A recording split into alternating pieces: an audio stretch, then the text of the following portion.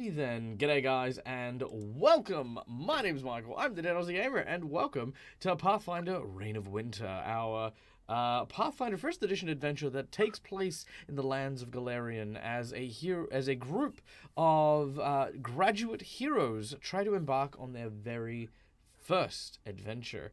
Joining me today are my wonderful group of Patreons who have come to enjoy this epic tale in the wintry. Well, it's not actually wintry lands. It's actually the warm summer lands of the Tel'Dari's Empire, which, of course, will eventually get to snow and winter and stuff like that. But for now, however, it is warm and sunny and summery. But joining me, of course, are these guys. Look at these guys. How handsome are these people? These are my Patreons. Wonderful performers and people of all types who have come together to not only support the channel, but also allow us to play this fun, cool, awesome game. Hi, guys. How are y'all doing? Hello, hello. Awesome. So good to see all of you guys. I can see that we've got a few tired faces here because we've had obviously a very big weekend. For those of you who didn't know, Gen Con weekend was this weekend, and lots of people went and had an absolute blast. Seen lots of photos. I've caught up with a lot of people who went to the festivities. Sadly, I wasn't there, but I still felt like I got to share in a lot of the spirits of people who were around for that whole thing. I did get to put on a performance of Through the Breach during the one on the Gen Con main stage on Saturday last week, so that was a lot of fun. And yeah, no, I'm slowly watching the grind back up to normal life for some folk who are just like, hey, Mike, can we not play this week? I'm like, wow, why? You okay? You okay, buddy? Yeah, I just went to bed at like 3 a.m. I'm like, oh, really? It must be awful for you. Imagine having to get up at 3 a.m. to play a game. It must be awful. Anyway, I digress. Michael's little, come play a game now. Over. Welcome in. Now, before we get started, guys, we're going to take a quick moment to thank a few people, and of course, start with none other than our channel's sponsors. Now, guys, these dudes, these are the ones who help us do the things that we do. So let's give a quick shout out to, of course, Hero Forge for the wonderful art you can see on screen right now. Fantasy Grounds for our VTT of choice. You can see behind me already. Everything's all lined up and pretty looking. And, of course, Sirenscape for the beautiful sounds that we have for the game. Such as... ooh, spoopy sounds, all the cool ambience coming in.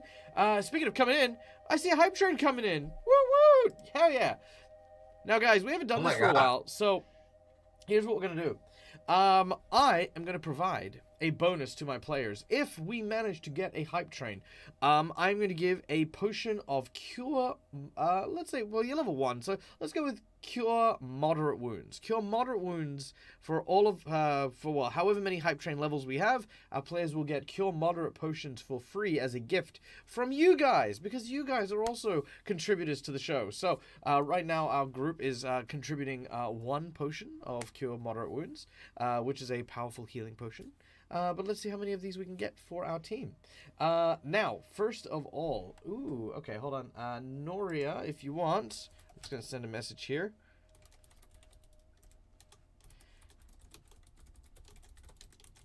Okay. So yeah, try that, Noria, if that, see if that helps out a little bit. Okay.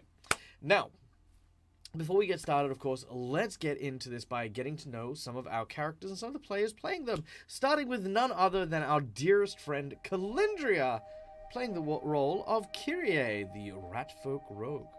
I'm the dearest friend? Oh. Our dearest friend. The we. For the next 2 hours. The royal we? The we. Yes, royal we.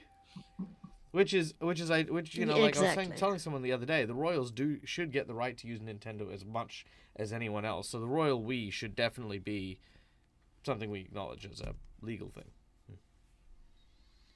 Mm-hmm. That would be fantastic. I think they have to get it tested every day before they go to the palace. Yeah, they do test the royal we. Do they? We can keep going forever, but we're gonna meet the characters because that's what we're here to do. So I play Kyrie. No. Hello, everybody. Calendria, as Sir Dag said, I play Kyrie. She is a ratfolk slayer. who is a former assassin and who her player misinterpreted a quest last session. So we are out of 15 gold and probably a relatively easy quest because Super of easy it. quest. So her player will I try to. Her player's probably going to be like, "Hey Lucas, what did he just say? I want to make sure between everything that I love gets the said fact now." that the quest was, won't you go around the corner? Here is a big bag of money. You seem like trustworthy people. Can we steal it from you? Quest failed. All you had to do was click accept. That was the quest. It's like, do you know how a Yes. quest works? Press the accept button. No. I think it was perfectly Yeah, fine. It just I thought gave he was being a Witch Queen the creeper. opportunity Apparently, to he was not. come in at number one. All right. You know, with that one Next gold. up, of course, we have none other than the wonderful Lucas playing the role of the samurai Kichiro. I want to say that right. Kichiro. That's how I say it, so I would say that's right. Yes, I play Kichiro, Kitsune Samurai. He used to be a regular samurai, and now he's a ronin and a student at the school because he felt that his education was incomplete when his daimyo died. So that's how he ended up there. He's pretty serious for the most part. Pretty takes his job seriously. However, he is still a kitsune after all. So periodically he gets distracted by certain things and that sort of thing. So it's kind of a constant battle between what he's supposed to be and what he is, kind of thing for him. So he's trying to constantly balance that. All right, spectacular. Next up, escorting the young adventurers on their first major quest is none other than the substitute teacher Falgorn, played by our dear friend Kyle from Play Nerd Allies. Hello, Kyle. Hi. Yeah, I'm Kyle. I am playing Falgorn, who is but spends a lot of time at the library and not so much time in like practical classes. So he seems to know like a lot about several different things, but not necessarily all of the things he should know for combating things out in the wild, like undead chickens can't be charmed is a thing that he learned just this past week. So we're learning. We're here on a field trip and we're all learning together. That's right. He might be dying in just a sec, but we're all learning. If he does die, I do want to re-roll a character that is an undead headless chicken. Well, I will give that a very firm maybe. But for the time being, however, we will simply chalk this up to we will learn a lesson about trying to use mind-controlling abilities on things with no heads. Unfortunately, not joining us today is Neil from Immersion Diversion, who normally plays the book / tome / poor wanted, or what's it? Looking for puppy poster eating goblin. Unfortunately, Neil is not here for today, but we do wish him well. We do hope that he returns to us shortly. But he plays the role of Grax the Goblin. And joining us as well is our master of martial arts, Cromwell, played by the incredible Tim. Hi, Tim. Hello. So tell us about Cromwell. Oh, yes, it's that part of the evening. Yes, huh? Where am I? What am I doing? Oh. Can I punch something? I hit Kyle. Yes, well, Cromwell is a mostly human Oreed, so partly earth folk, and sort of prides himself on that ability to blend in and doesn't even notice really that most humans don't have a giant rock in their forehead or weird colored single tuft of hair coming out the back, but doesn't mind too much. And he's a bit of a funny scholar, kind of think sort of Shaolin monk kind of thing. So a lot of study and learning, but also putting a lot of practical body training into all of that. So a bit of a bookworm and a bodyworm. All right, very cool. And that leaves last but absolutely not least, playing the role of our Oracle, none other than our dear friend Marcus the GM, playing the role of Mistwin. Hello. Hello. So I am playing Mistwin, an elven dual curse oracle. He grew up on a small island where gods and god heroes just were like, fuck this island. So he's kind of he's an interesting soul to say the least. He tries to do his best to keep upbeat, but due to everything, he kind of has a mistrust of certain deities and those who worship them.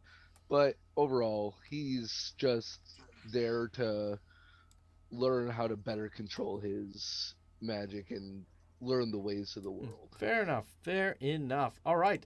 And that, of course, ladies and gentlemen, is our illustrious cast. Now, of course, there's one last sponsor we'd like to thank here before we get started, and that is you guys in the audience. Thank you so much for donating, at the very least, your time. As you spend more time here, you will gain channel points, which you can use to influence and help my players on their quest and on their journey. Feel free to explore or ask questions about those in chat. In addition, if you feel like helping me out because, you know, rent is a thing, bam, there it is. You can donate to the live stream in order to get tangible effects to affect our lovely heroes. $5 will grant them a hero point, which will give them advantage on particular rolls, or you can grant me jinx points, where I can impose disadvantage. Hero points can also be used to stave off death or petition the GM for stuff that's not in the rules, Kyle. For $10, we can donate a plot twist, where I will draw several cards from a random deck of plot twists. Ba-bam! There they are.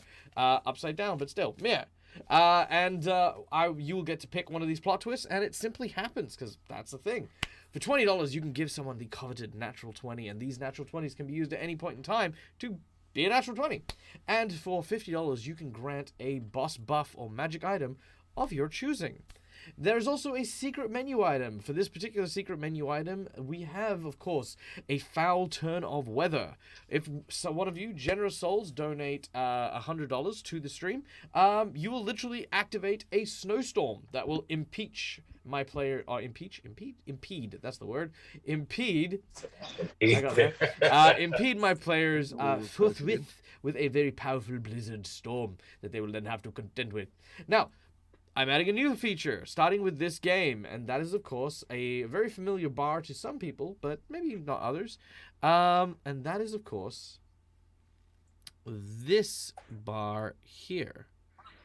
Let me go here real quick. All right, and bam, there it is, right up on the top of our little screen there. Oh, there it is. Look, it's so little. It's so cute. I wonder what it could be. That is the chaos meter. I have a wild magic chart that does a bunch of different chaotic events. That there is our hit point bar that we will be keeping track of said hit point bar, and at the point in which that we reach said amount of hit point damage, a boss level encounter will suddenly spawn. This can happen one, twice, as many times as we get donations. So if you wish to spawn bosses on my party, all the donations that accrue will eventually do this. Defeating a boss will, of course... Oh, donation. I thought the health was going to go down as we do stupid No, things. that's just my patience. But the important bit here is that every single boss that they kill will provide them with a substantial boon or bonus. This could be unique powers that will be created, or even magic items or objects or things like that. It is supposed to be both a challenge as well as a reward. They can choose to run away from these challenges, though, or they can try to claim the reward, whichever the case can be. All right. I think that brings us to game time. So, without any further ado, ladies and gentlemen, let us return. Now, when last we left our heroes, they were in the town known as Heldren.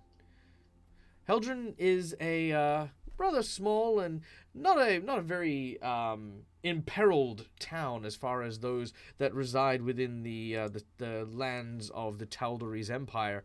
Maybe bandits, few goblins, a couple of orc raids here and there, but nothing that would really pose any kind of threat to such a large number of heroes.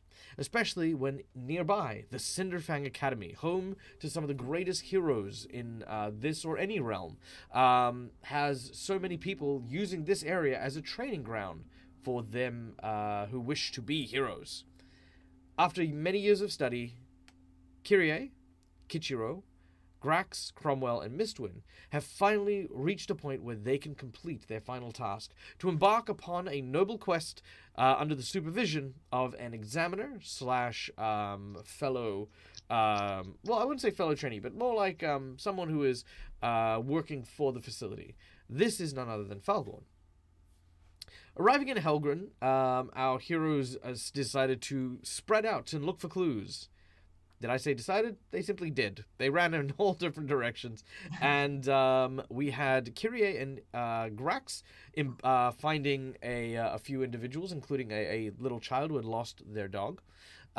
We had Kichiro and Falgorn dealing with some unwanted undead that have been risen in a poor butcher's fridge.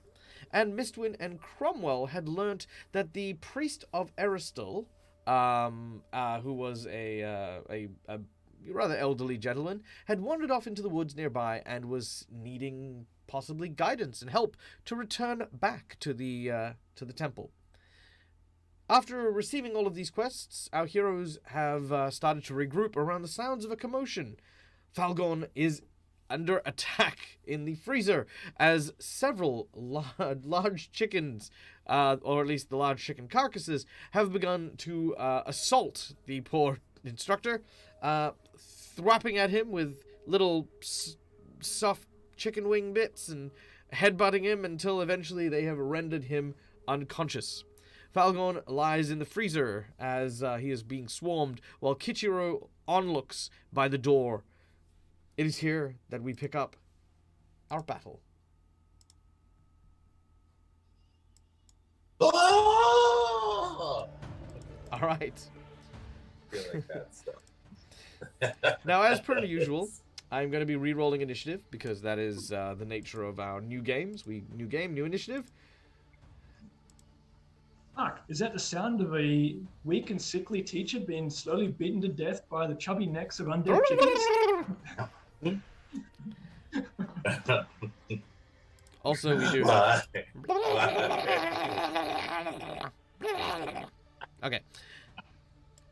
I mean, I feel like it would be terrifying, mostly because it would be totally silent. That is kind of true. It would be like deathly quiet. Oh wait, hold on. Sorry, we have a request from Kelso. Kelso, this is just for you. You're welcome. All right. So, Cromwell, you are up first, followed by Grax, who is not here and is going to take a powder. Falgorn, who is unconscious, followed by the creatures, followed by Kyrie, Kichiro, and then Mistwin. All right. Cromwell, you're up first. You hear the sounds of commotion coming from up ahead. You can see a small wooden fence that seems to block out a small courtyard. Well, not courtyard, backyard, sorry.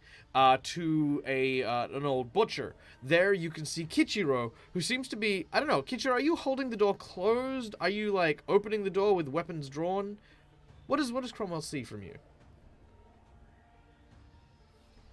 Yeah, he had gone inside with Falgorn, so he's in there holding. I think I still have the mallet.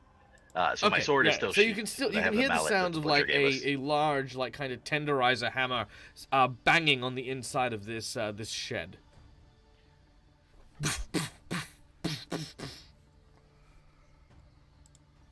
Okay. So the shed is closed, was it? It's probably more closed than open, but not like shut.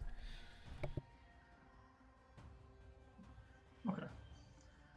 Yeah, we left the door slightly open because we were trying to get the chickens to run towards the gap so we could kill them in that funnel. Yeah. Okay.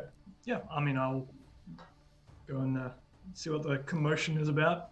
It seemed like a pretty sleepy town, so strange noises coming from sheds it seems a little out of place. Indeed it does. All right. You jump the fence with little effort, and as soon as you do so, coming into view is none other than your kitsune comrade. Oh, you looking for some sausages, Kichiro?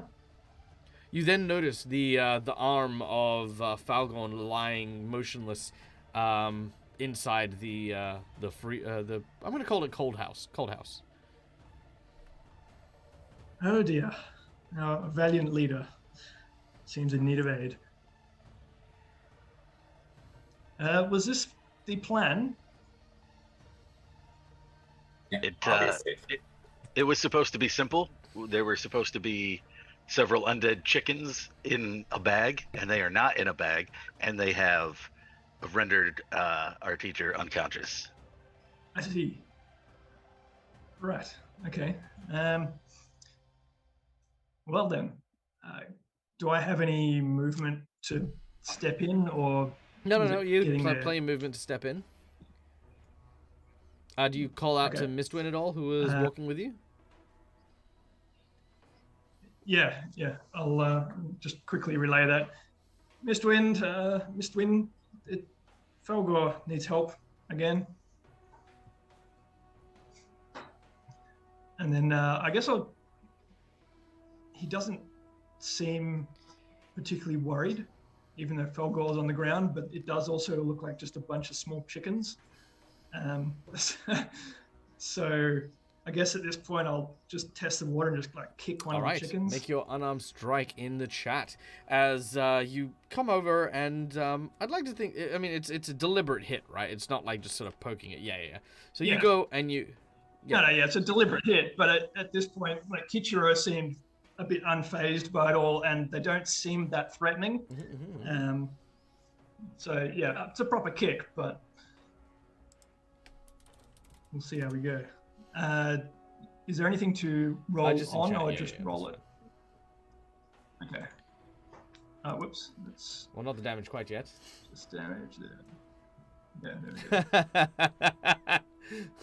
Well, it does appear as though the chickens would, of course, be chickens. You kick it quite hard. Unfortunately, the other part of it is that they are frozen chickens. So as you kick it, expecting a soft and somewhat malleable body, you kick what is effectively a frozen soccer ball. And as you do so, there's just this jarring crunch sound. I'm gonna make you just take 1d6 damage. You can take 4 damage because that's what you rolled on the dice. So 4 points of damage as you kick the frozen chicken. So I kicked a frozen chicken and did half of my own life in damage. That's true, but I think that's more of a statement on how much life you have versus versus how strong these chickens are. Like like I said, you gave it a very deliberate kick, and I mean, shattering your foot might not necessarily be killing you, but you know, oof, that still freaking hurt. I don't look. Okay. We go to Grax. Grax is taking powder. You sound like you're talking from experience as a martial artist. Let's not talk about the things that I've kicked in my life. My poor feet. Trust me, I know what I'm doing. Yeah, Oh, dear. I've definitely kicked something that I didn't think I should kick. Like a medicine ball. Do not kick medicine balls. Falgor. You find yourself slipping I'm just in and out of consciousness. I Yeah. want to ask you this: who is Falgor's Alex. deity? Let's see. My deity would be whoever is the deity of knowledge. That in would be this. Irori. So Irori is the god of knowledge, perfection, Irori. and martial arts. All right. As you see yourself slipping out of consciousness, you find yourself in a library. This library seems to be filled to the brim with books, tomes, and lore of all shapes and sizes. As you begin to pore over these, Just- as this appears to him, you hear like this just contented sigh escape his lips in the midst of all these undead chickens. Just my happy place. Well, as you make your way pouring through these things, I need you to make me a Constitution check. So this is just the raw stat, and this is to stop from bleeding out. As your character is both unconscious and slowly dying, you will take 1 point of damage every turn until you stabilize. The stabilizing DC is 10 plus your negative hit points, which currently are at -2. All right, let's see what you get. All right, so oh dear, yeah, no, I am bleeding. I feel like I'm just enjoying the book so much. You know? Oh yeah, absolutely. You occasionally I'll pull a book out and I'll be reminded of the world around me, and there'll just be like a puff of white chicken feathers coming out. Oh with yeah, the book. as you open the book to read it, there's just this tuft of chickens, and you're like, that's weird. Just empty it out. Okay. What's happening? Okay. Let's see. Now, thank you so much to Skully, who has just tipped $5 to the team. Skully, tell me who you would like to give a hero point to, or if you want to give a jinx point to your good old GM, that is also on the table as well. You've also started working towards our boss battle for the game, so that's up there as well. I don't know how to change it so it's saying your name, but that is a task for next week. But yes. All right, which brings us to our zombie biz. All right, the zombie biz will, because there's 5 remaining, I'm going to set 2 on Kichiro and 3 on... No. Yeah, you know what? Because you guys have bottlenecked them, I'm going to say 2 on Kichiro and 2 on Cromwell are all that can reach you. So, Kichiro. That is a 13 to hit. And then a natural 1, a 3 to hit.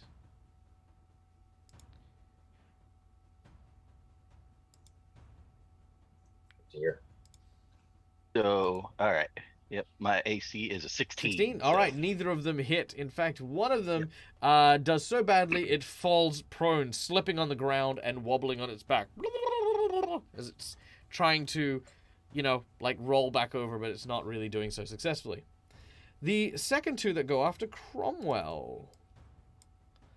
The first will get a dirty 20.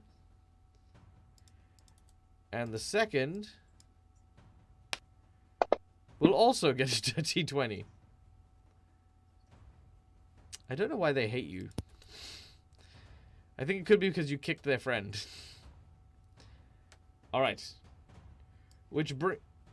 Apparently he didn't Which feel it. brings the damage you take to 3 points of damage from the first chicken. And 3 points of damage from the second.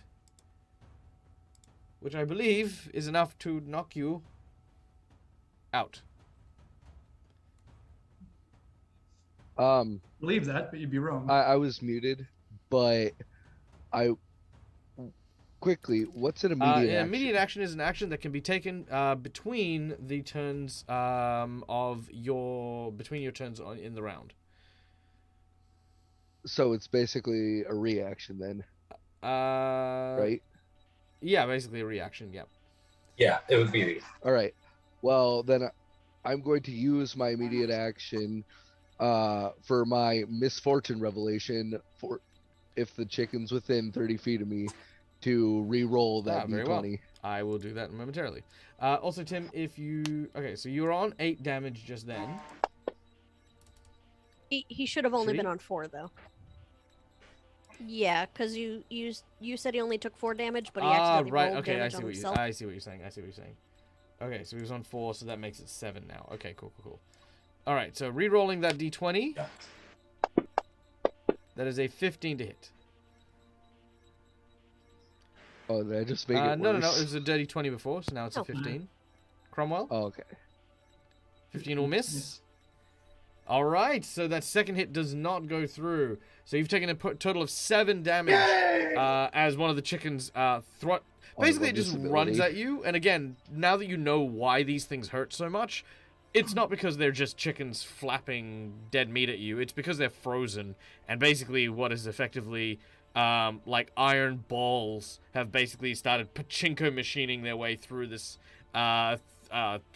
cold room, hitting you guys quite hard. But that is all of them now, which means we now go to Kyrie, who is currently a short distance away. And you can see Mistwin not too far, and you can see that there's a gathering in the backyard of the butchery. That's weird. All right, she's going to attempt to approach to see why the teacher's laying down on the job. It's very smart. I can only use 15. Is it feet?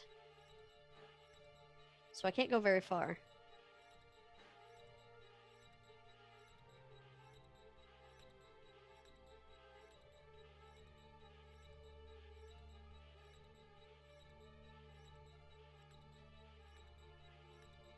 Dear.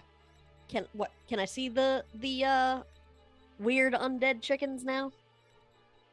Sorry, thank you. You are. You can probably only move to there, and no, you cannot see the weird chickens because they're inside. And you are currently 40 foot away from the house. Okay. You can run to get. Use my. You can double run move? if you'd like. It'll take your full action to do so, but it moves at times times 3 your movement. So That's fine. Yep. that'll be 10, 20, 30, 40, 45. So you can jump over the fence and get to the cold room. There you can obviously see the carnage that is unfolding. You can see 5 of these frozen chickens. Do you want to say anything to anyone, or? Yes, I'd like to say what is going on. Excellent. No one knows. The stunned silence from everyone as you analyze what's going on. I think it's one of those cases of like everyone like it's what's on the cereal box. There are undead chickens. Yeah. Our teacher is down. We have to deal with this problem. All right, Kichiro. We've been attacked by animated ice blocks. Basically, yeah. Actually, that's a really good point. They're basically like tiny elementals.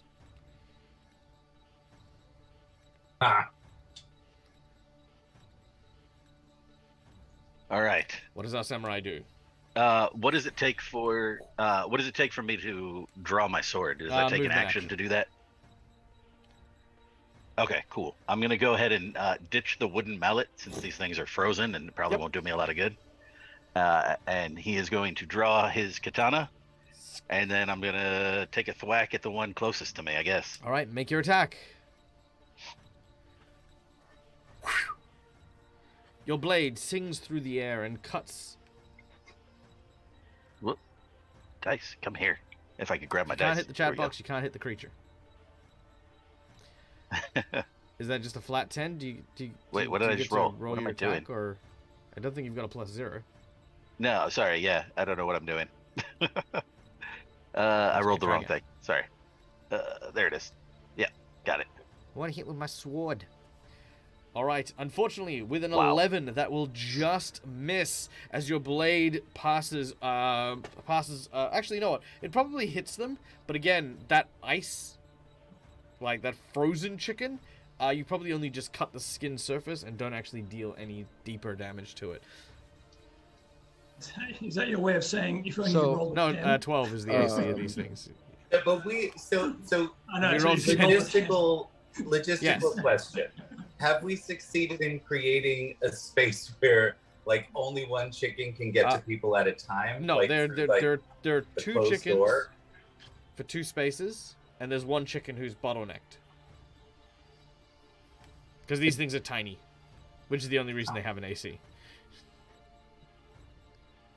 I do apologize for asking multiple questions. No, ask, please. Um, This is an educational channel as well as a fun It- one, it so I love teaching is people that stuff. Our Are immediate actions limited to Yes, once they per are. turn? Basically, then, they will or cost are- you your swift action Okay. for the next turn.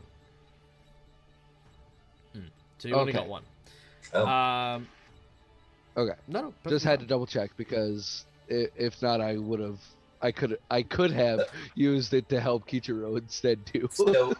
So all immediate actions are swift actions, but not all swift actions are immediate actions. And most importantly, an immediate action is a future swift action spent early.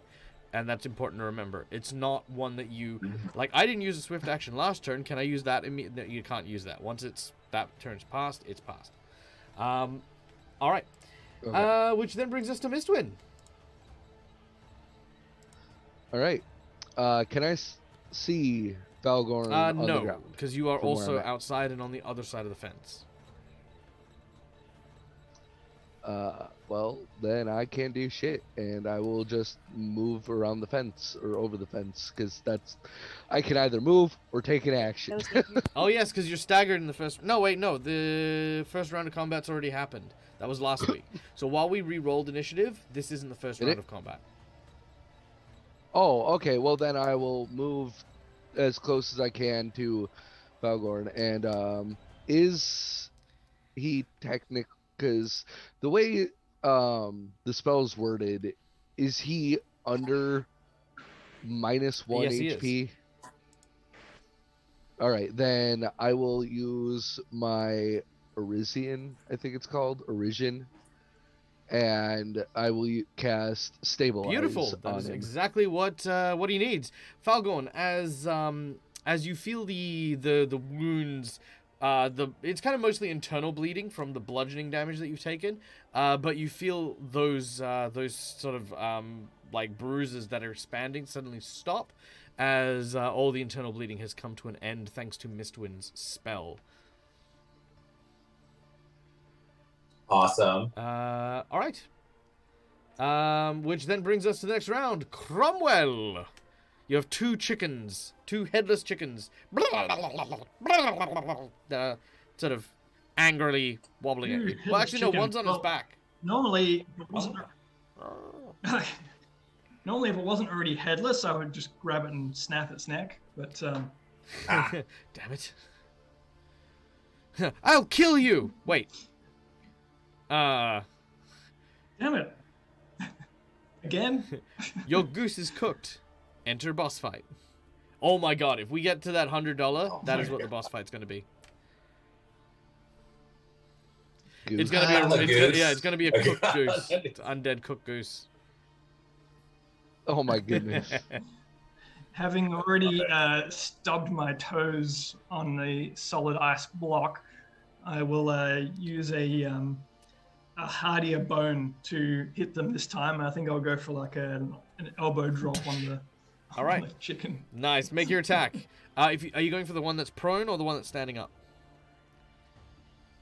I'll go for the All right, one you get a that's plus prone, I 4 think. bonus on your attack as you hit the one that's lying on the ground. Also, don't forget, Put that in the modifier. Let's see if it works. last week I also did cast Magic Weapon on him. And because his monk What weapons is with count, that he gets an roll? extra +1. You gave me magic weapon, so I have a +1. Oh yeah, that's true. That's Yep. true. You did. Okay, that's a 12. Actually, no. Sorry. Yes, he did give you magic weapon. However, you cannot apply magic weapon to natural attacks. I think it specifically Amongst says you unarmed can. strike is considered Yes, a, but a the weapon and the, it re- can the be descriptor on used. magic weapon though is it can only be cast on specifically manufactured weapons. So while his unarmed strike counts as it for his purposes, it doesn't count for your spell's purposes. Because there is also magic fang, which But is it does specifically say, for that. So there is actually a spell. There's a separate spell for Well, that's weird, because the Fantasy Grounds has it worded weird, because it does say, amongst unarmed strike is considered a weapon, and thus it can be Does it enhanced say that by under the the spell? spell. Yep. Oh, I'm okay. reading No, it. if it. it makes it as an Literally exception, says then that. yeah, no, that'll work. Absolutely. Wait a Yeah, minute. no, if it does list the Oh, yeah. exception. It does. It starts off. It starts Yeah. off by saying you can't cast this on a natural weapon such as an unarmed strike, and then it says the next sentence. However, amongst unarmed strike, right. is Yeah, okay. considered Well, a you know, that'll give you the. Yes. And I do recall you casting it. So that is a +1 to your attack, +1 to your damage. This will hit. This is a glancing Hooray! blow. So as you hit it, you manage to just dig deep, and you kind of hear the sound of that ice breaking a little bit around the frozen chicken. Also, for those of you who are joining, our group is fighting a frozen chicken. I wish I had a better explanation.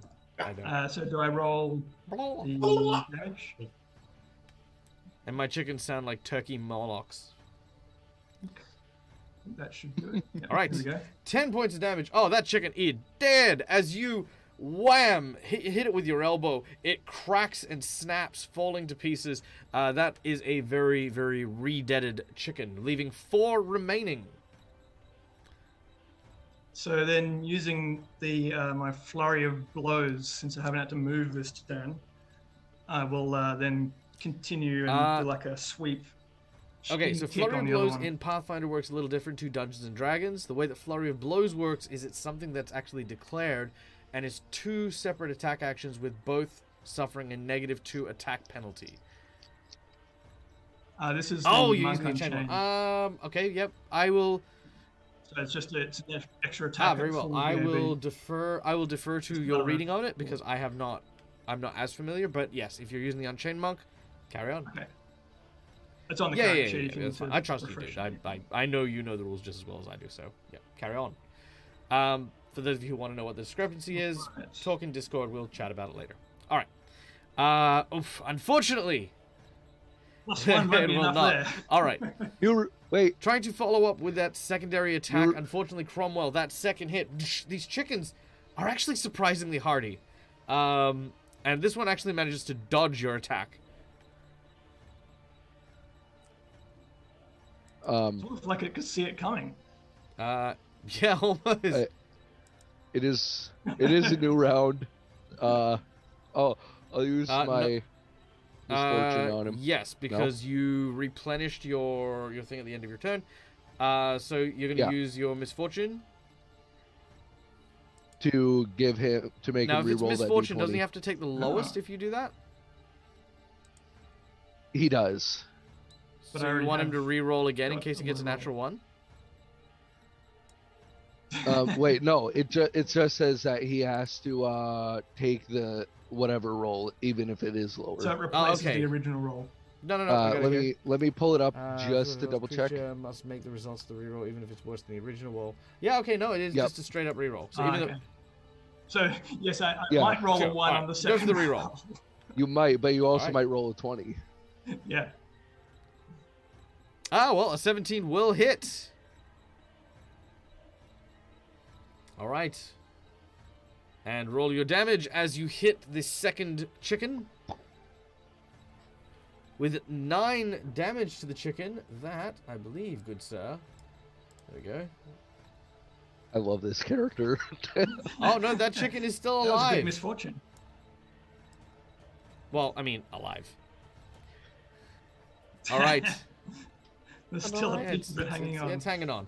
All right, Falgorn, you are no longer bleeding out. And you kind of find yourself returning to consciousness slowly. I need you to make me a Constitution check again, please. See if my fear of chickens. Oh, this is bad. I'm bad at these. Yeah, you struggle to regain consciousness. As you find the bludgeoning having been too much. The chickens. The chickens. All right, we then return to the chickens. Kichiro, there are still 2 on you. Cromwell, there is 2 on you. 1 is severely injured. The other, now having made room, approaches you forward. And we're going to start making some attacks here. Starting with Kichiro. Kichiro, the first one, gets a 15, which I believe is a miss. Yes. The second is a 16, which I believe is a hit. Yeah, that is my AC. Yep, So yeah, meet and however beat. that works. That is 5 points of damage. As this one hits you right in the shin. Ah! As the chicken continues its onslaught. All right. Cromwell, the first of the zombified frozen chickens, will miss its attack. The second, the one that is charged up, will also miss. Both of them just tripping over each other, sliding around, their big clumsy legs not able to kind of help them correct themselves as they waddle in for the attack. These creatures are just kind of ridiculous looking. Kyrie, we then move to you. Yes. Is one within striking distance? Yes, it can be. Okay, cool. Then I'm going to use my move action to study my target, so I Yep. can add a +1 to my rolls, and then I'm gonna go for it. All With right, my make your dagger. attack as you try to stab at this chicken. Whoops. Hang on, I forgot to add the 1. Like a silly face. Our 14 will hit, Oh. though. Oh, okay. All right, and then I get to add a 1 to my damage, I think. Yes. All right. All right, 7 points of damage. Not bad. The chickens are injured. There are 4 remaining. 1 is severely beaten. Oh, 2 are severely beaten. 2 of them are uninjured.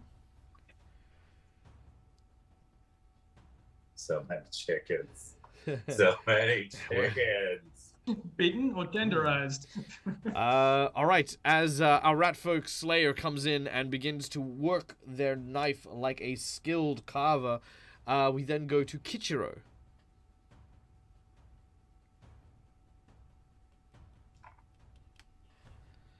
Yeah, I guess I'll try to hit these damn things again. I guess the one that just hit me in the shin. All Try to right, hit go that for one. it. All right. See if I can roll where the damn this time. I cannot. No, not like that. You can't. All right. I'm a samurai that can't use a sword. Evidently, This is great. It seems to be a running theme. If you build your character to do something very specific, it inevitably will not work.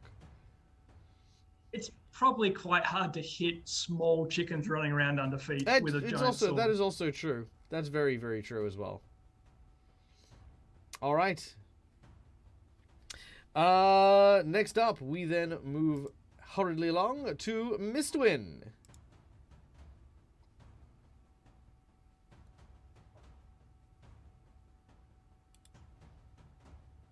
Anything. Mistwin has disconnected. Mistwin just left. Oh, They're just uninterested. All right, in I have a this feeling battle like with we're gonna. chickens. Yep, there it is. We have broken our faces. That's okay. We'll just leave them there. It's fine. We're gonna go to Cromwell. Okay.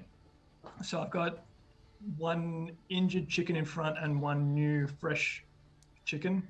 Well, They're semi-fresh. both injured because I stabbed Yep, one. yep. Ah, okay. The 2 in front of Kichiro are uninjured. The 2 in front of you are injured. Okay. Can I try and use my first attack to grab one and then beat the other chicken with it and just I like it. pummel Sounds them good. both? All right, make your grapple attempt on the first chicken. However, as you do so, because you have improved grapple as an ability. All right, this will provoke attacks of opportunity from both chickens. Oh, All right, dear God. first chicken will We're all Will learning fail. today. The second chicken will also fail. All right, make your grapple check. This chicken is not going to make it, I believe.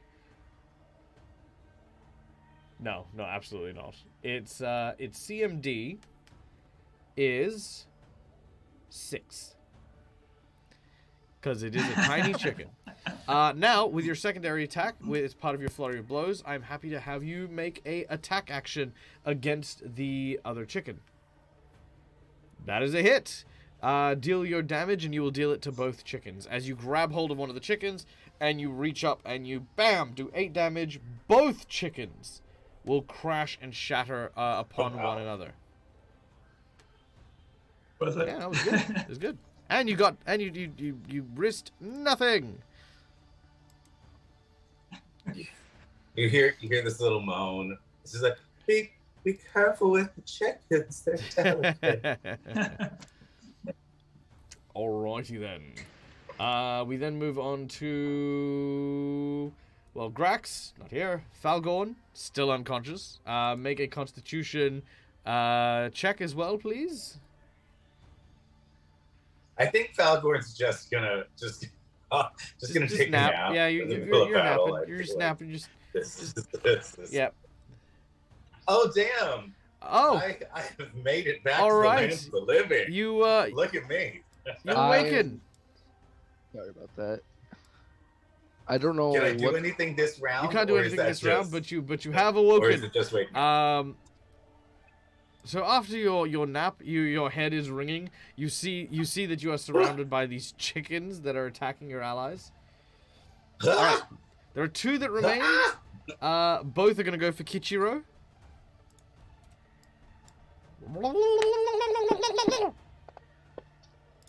That does not do it.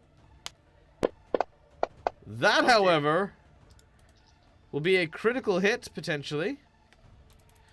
Okay. Oh no. But will not confirm the critical hit.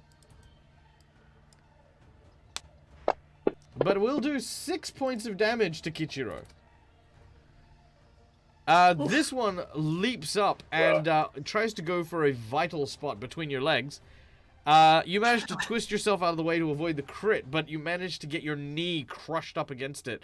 It does a mass amount of damage, and you do not feel good about that, Kichiro. All right, No, I do not. Kyrie, it is your turn. There are 2 chickens remaining. Falgor seems to be slowly coming to. What do you want to do? Can I still reach it? Yep. Keeping in mind, would I as a have to- rat folk, you are not only small, but you are able to share the square of your companions as well, as long as they are medium-sized. Everyone, with the exception of Right. I mean yeah. without moving. Oh, without moving? Oh, 'Cause I yes, need to you know if I are. can study it. You can take Okay. a 5-foot step Yes. in this game, which is a free action. So it doesn't actually act towards your thing, but you just Okay. can't move any further. You can 5-foot step, and Then yeah, I would you like- can reach him easy. I'm gonna get cozy, right? Nice. Like there-ish, I think. I'm going to study a new one. And then I'm going to repeat what I did last round. With my dagger. That'll hit. Oh, that was almost bad. Alright. Sweet.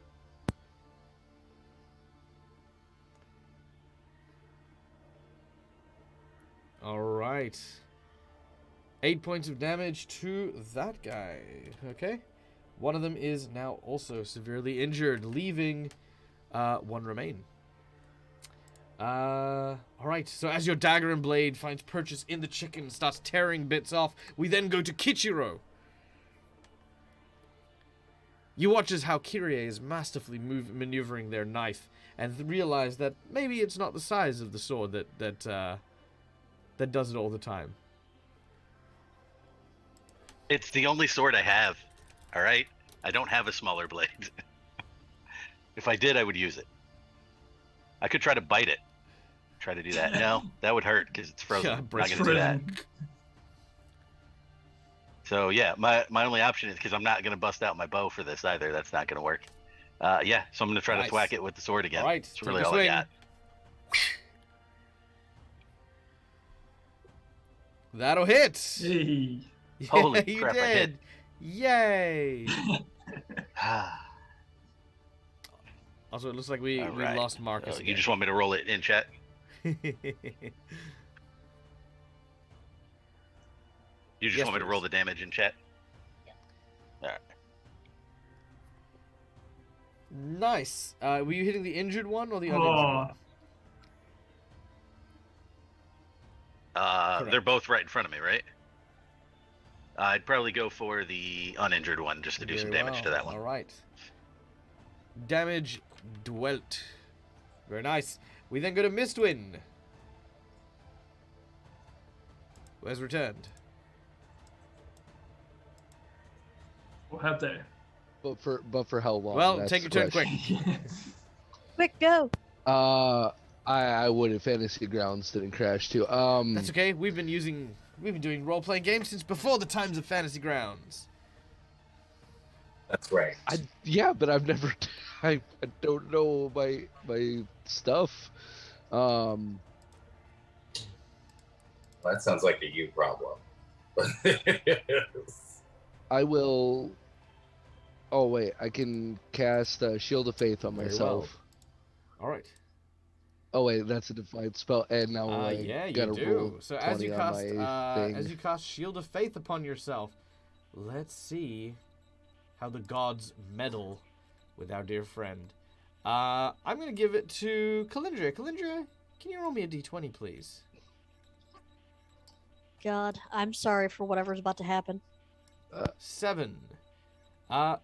You are Me knocked too, prone. So as you cast Oh, your Shield great. of Faith, all of a sudden it's almost as if the gods went, "Hey, psst. Pharasma, come have a look at this. It's that guy again. Watch this." Whew. And a small gust of wind blows at your legs, and you fall on your butt. Well, it's a good thing that I have Pharasma as one of the Yeah, few I Pharasma's don't all like, that was pretty funny. Cool. Because you're prone, you can use your move action to stand up. Very well. I will do that. Just brush. He just gets up, flips off the sky, and brushes himself off. All right, Cromwell.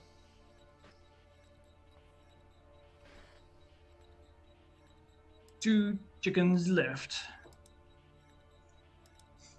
There are 2 chickens left. These ones both look pretty hacked Yeah, they up, both don't look very hacked up. Is there room for me just to step in? I'm not sure what Yeah, the no, there's space plenty is of room like for you to here. step in. Okay. I will step in and full attack. I'm going to kick with the other foot. I'll save the bruised one.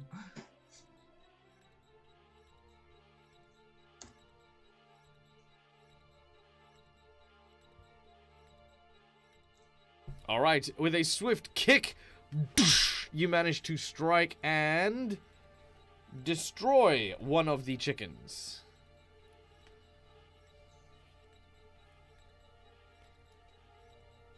And you gonna flurry of blows to hit the second, or? Yeah, and then I'll stomp the other one. Just like try to crush it. Bam! That's a hit. Oh, very nice. And that is enough to take out the second. All right. Yay! The scene goes quiet as the frozen house no longer seems to hold any any remaining chickens. Are you okay down there, Falgorn? I'm fine. I'm fine. He's just sort of Bit of a wobbling daze. a little bit, doesn't really know what's going on. Nice. I certainly hope that the butcher wasn't planning on selling these chickens. Yeah, sausage. Sausage. Is that really all you can think of at a time like this? We get sausage. He's just gonna start stumbling back towards the butcher shop to inform the butcher that they have accomplished their task. All right. You begin to make your way back to the butcher. There you can see the large man sort of looking at you, sees how battered, bruised, and beaten you are, and kind of has this frowned look upon his face. Sausage. You gonna buy some sausages? I don't remember his voice. This is it now. So, what? What? And you just see him sort of sit down on the floor. Did you kill the chickens? Did you get rid of the zombies? The chickens. Oh god, the chickens. The chickens.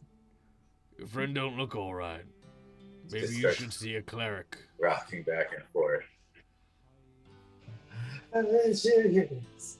The Friend is strong. There, Strong word. Felgorn. You can lead from the rear for a while, I'm sure. Well, Ah, better get killing those chickens then. they're Well, all the chickens dead. are, They the were chickens are already dead, and now they're... they're dead again. Yes, thank you, Felgorn. They are well and truly, well, have you got something to clean them off? Can't use zombie meat. It's not good for business.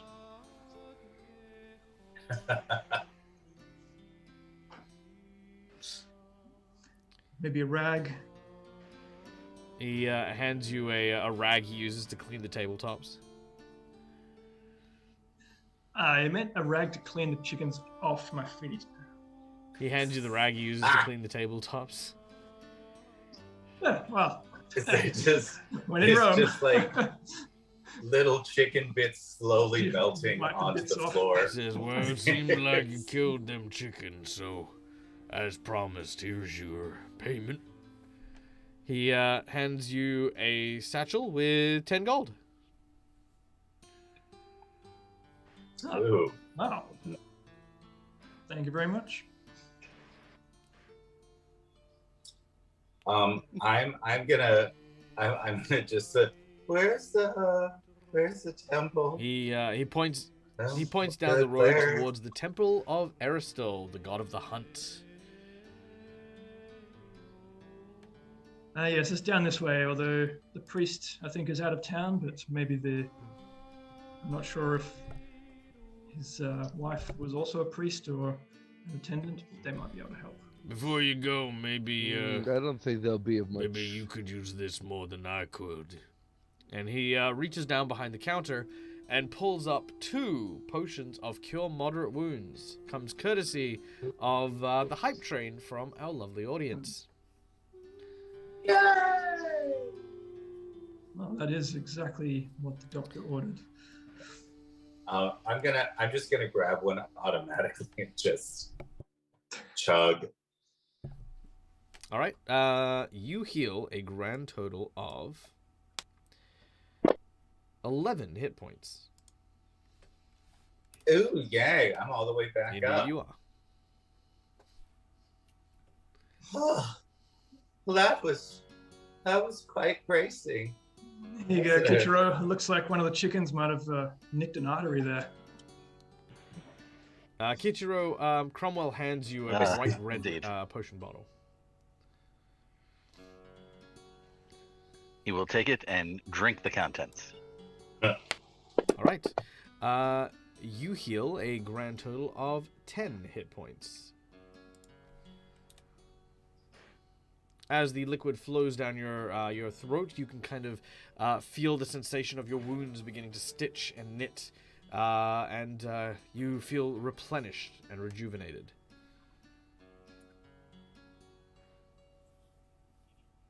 All right. Kichiro is then going to look at the butcher expectantly and say, "Aren't you forgetting something?" Yeah, where's my hammer? No. Our sausages. You said we'd get our sausages too. Yes, that's right. Just one moment while I wrap them up for you. He puts several links of what looks to be very, very unique sausages in. It's like got lots of herbs. There's even actually these kind of little white stripes, almost like this spiral of like what you think might possibly be like a pork fat kind of thing that swirls around in it, heavily herbed and spiced with cheese and the like. He rolls it into these newspapers and hands you several links of the special. All right. Kichiro will retrieve those, and then very he'll look at him and say, tasty. "Your hammer is in the cold house in the back." Okay.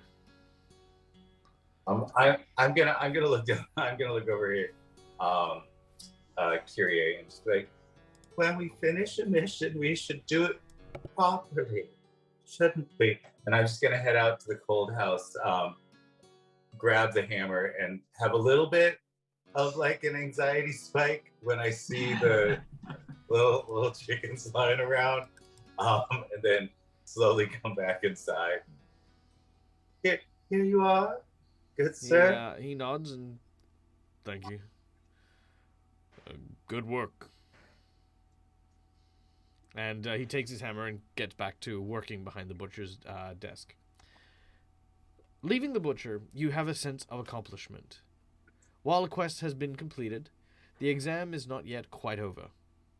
The mission entails a daring quest, a heroic quest, and while this, of course, did provide service, which creates a sense of reputation within the town, which is a very important step to your grandiose quest, something like this is not exactly going to get you much of a reputation. But as you step out into I don't know, I feel like Falgorn might get a bit of a reputation from not that. a good one. Notoriety. As you step out into the streets, oddly enough, the middle of summer sees an unseasonably cold wind suddenly blow in. It seems to come from the forests nearby. As it does so, you watch as it kicks and swirls up what looks to be a small, like almost ripple of snow, of all things, that now coats the statue in the middle of town, like a small white blanket. Children are out in the streets and they're playing amongst the snow, not quite understanding or having seen snow in this region as often. There's a certain amount of levity and wonderment that seems to happen. You see it on the looks of everyone's faces. Everyone except, of course, two elderly women. The first, of course, is Lady... what was her name? Mother Theodora. You recall Mother Theodora was the lady who knew about the whereabouts of the mayor. She was the one who was sort of having them to tea and the like. And the second is Zarida, who was the wife of the priest. Yes. So these two individuals seem to be looking with a certain growing concern as the snow continues to fall. Would Falgorn can I do like a nature check or something like that would allow me to see whether this is normal for this time of year? Because I will give you a free insight into this because Marcus the DM has claimed an insight bonus. So, so you guys know that first of all, this is not seasonal weather at all. It is the height of summer in a place that borders a desert. Like 2 days ride out from where you are is literally a scorched desert. So this is, when I say unseasonal, I mean like even in winter, snow is not a thing. Right. But yeah, that's kind of it. You also know that looking up at the clouds, for example, you know that the sky does not seem to boast any heavy gray clouds or signs of cold that would otherwise herald a winter snap like this. It's almost as if the icy cold was being birthed from the very forest itself. I'm gonna head over to the two ladies that seem concerned. I'm used to seeing that sort of face on professors when they're having to discuss like problem students. They don't really know what to do about it. So I'm gonna head over there knowing that there's some sort of weird problem happening. So, excuse me, ladies. Sorry. Who are you approaching? Just some randoms, or because the two women are on opposite sides of the town. The two women. Yeah, that's what I was going to ask. Is can we see them one from is where the we old are? woman at the end of the road, and the other is outside of the temple. So they're not standing next to each other.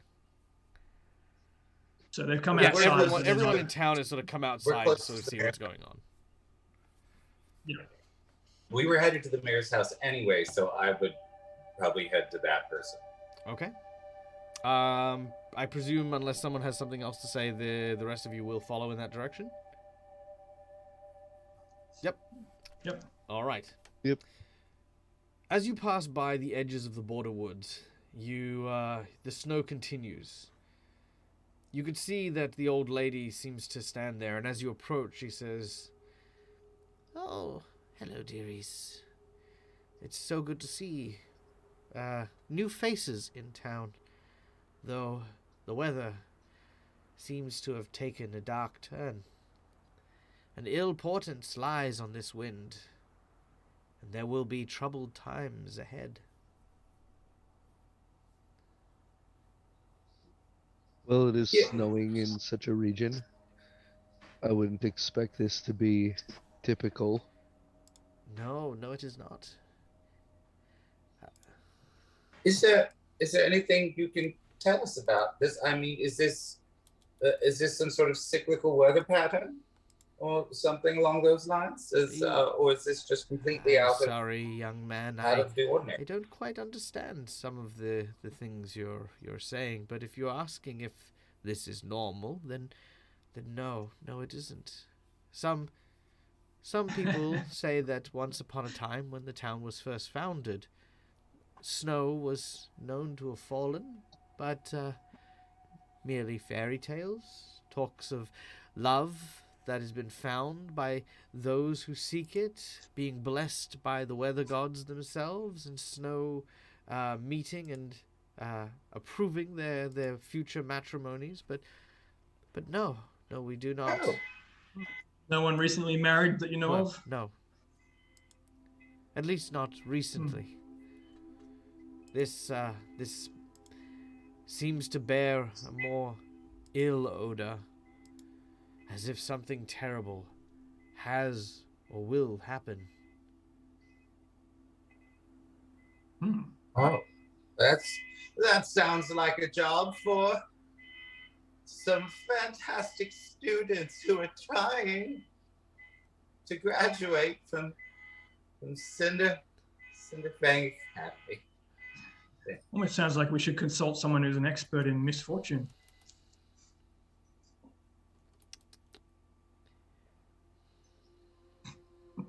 Are you referring to me? What? No, I said expert. Uh, Not the victim. If anyone's the victim, Falgorn, it's you. I mean, I certainly don't agree with that statement. There's I've learned a few things. Chickens. Oh, sorry, I had slipped in my throat there. There's, as you say, chickens, it just sort of stands up very straight. like where? And just sort of like,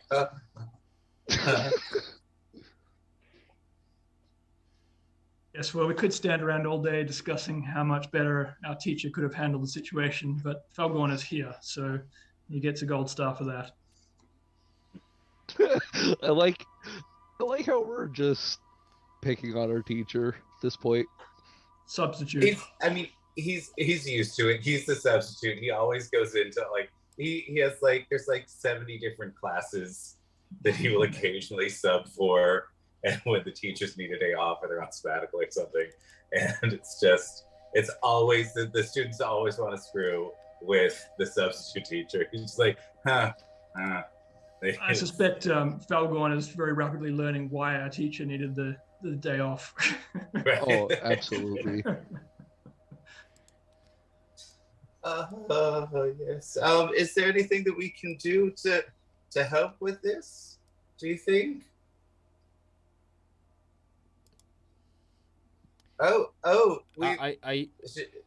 The old lady. Are you so asking upset. the old lady, like, if she knew, you maybe she'd I solve think, that, and if she knew who you were, she'd maybe be able to advise you, but she knows neither of these things.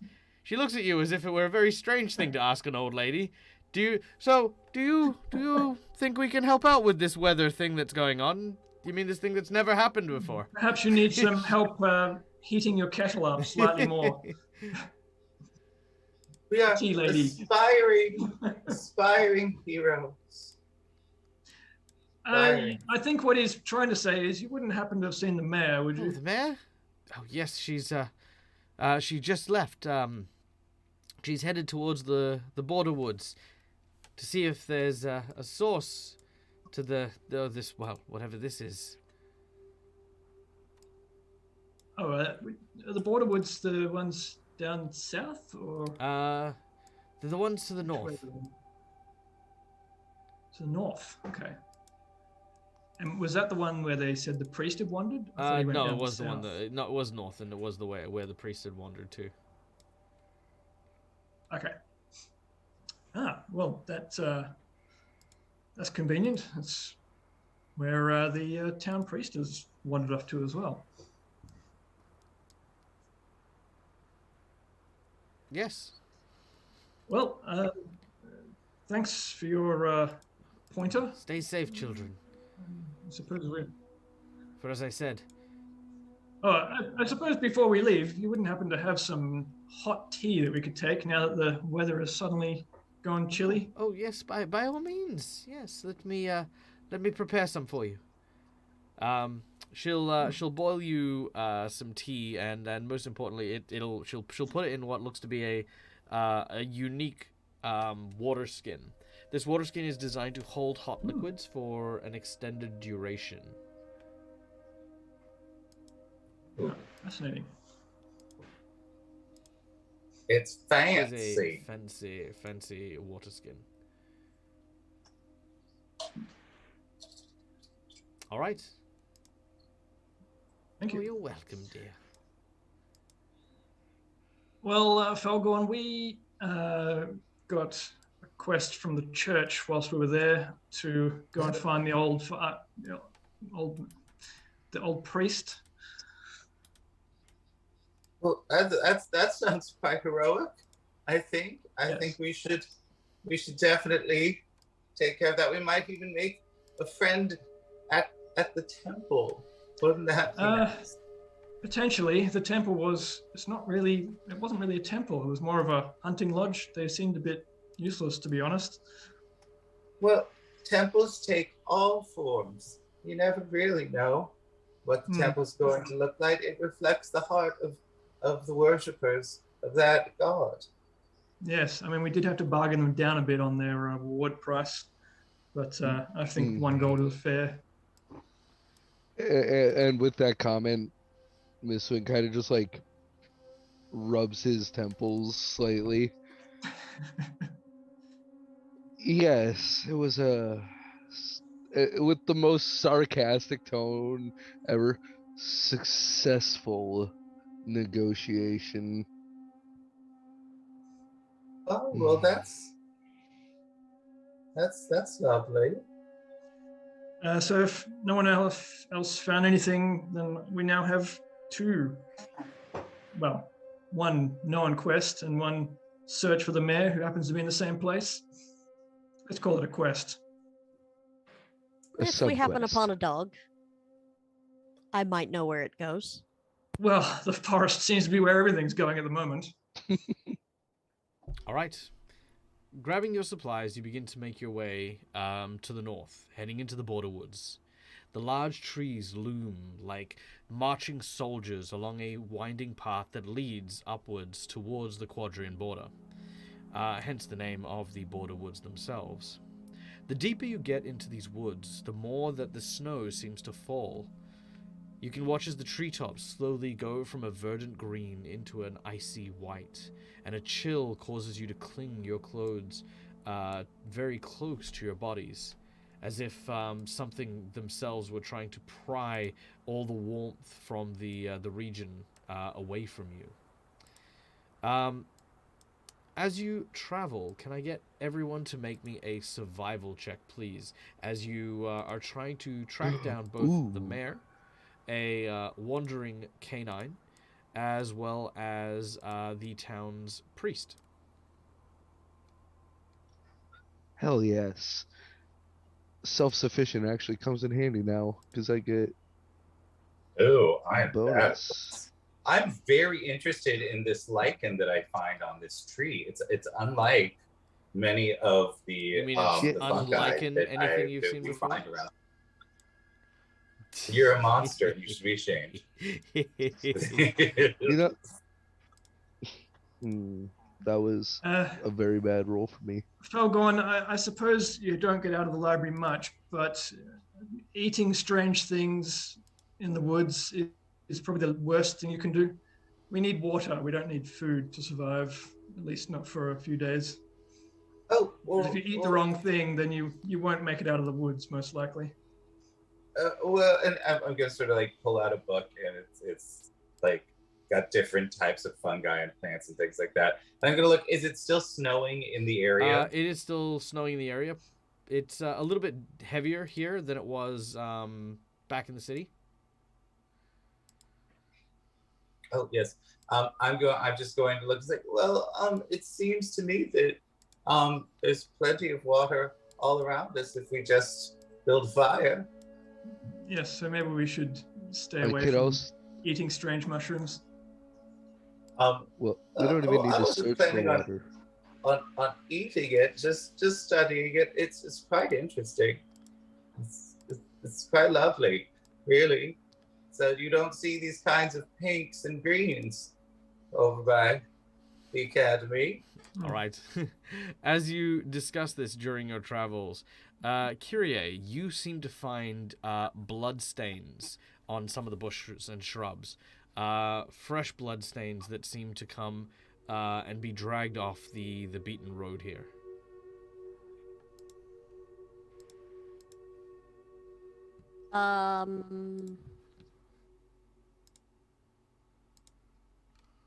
Okay. She would kind of wave a hand, like hold up a hand and wave it to try to get someone's attention without actually speaking while looking at them. And if somebody notices, that's great. If not, she's gonna start ing at them, Mister will notice. and then say, I see blood here," and then try to follow them. No? Oh dear. What can we tell what kind of blood it is? Is it dog blood or priest blood or mare blood? Oh yes, I'll just get out our sampling kit and start processing that on this little spindle. It's blood in a forest. We should follow it because if someone's hurt, we need to help them. I get the sense that you're being sarcastic. Thankfully, your insight bonus is high enough to realize that, yes, the children are being sarcastic. As you make your way following the blood trail, thankfully, Kyrie is quite adept at following the tracks laid before them. And eventually, you come to a large area where it looks as though someone may have been receiving first aid. Not healing in a magical sense, but more healing in a, like you can see some bandages have been changed and put in a small pile. You can see that there's a small, ripple of blood that lines the bark of a particular tree. As you look around, you hear a rustling from a nearby bush. And emerging from said bush, you see a figure lumber and lurch out, brandishing what looks to be a very, very unique and very ornate weapon, a large claymore. Ooh.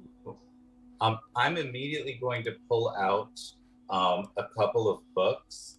One trying to figure out what species this is, and the other a book of armaments that I'm trying to see sort of what species this sword this guy is? Yeah.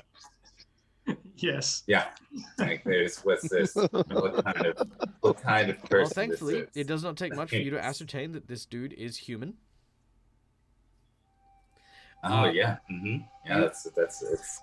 How close are oh my god, is it a dense It's a pretty forest? dense forest, yes. Does Okay, he actually Kyrie have is going to arrows try to duck sticking out behind a of him? tree. So he's actually He got does. arrows sticking 3 out of arrows, him. in fact. He looks very injured, very battered. His beard is quite a golden blonde. He has deep blue eyes, very pale skin, and wears a lot of heavy furs and leathers and the like. This individual looks to you and says, "Where is she? The Lady Argenta. Where has she been taken?" Is that the mayor? Is that It the is name not. of the mayor? Anyone who wishes to may make a knowledge nobility or knowledge history check. All right. Doubt I have Let's see. either of those. Nope. I do not have either of those as well. Oh wait, yes I do. I've got history. All right. Hey, Well, yep. 17. Local, yeah, local will work for this region. Sweet. All right. Both Mistwin and Kyrie know that the name of Lady Argentia Malinace is one of the actual noblewomen who reside and look over the Taldan Empire, in particular this region that you currently find yourselves in. The fact that this individual seems to be here and looking for them. I mean, you don't know who this is. Maybe it's a bandit. Maybe it's a thief. Maybe it's a guard. But before he can answer any questions, however, he seems to slump forward and fall unconscious. Yeah. Mr. Perhaps we should help him. immediately going to run up to him. Is there And, danger in the area? Looking around to secure the area, there does not seem to be any danger in the area.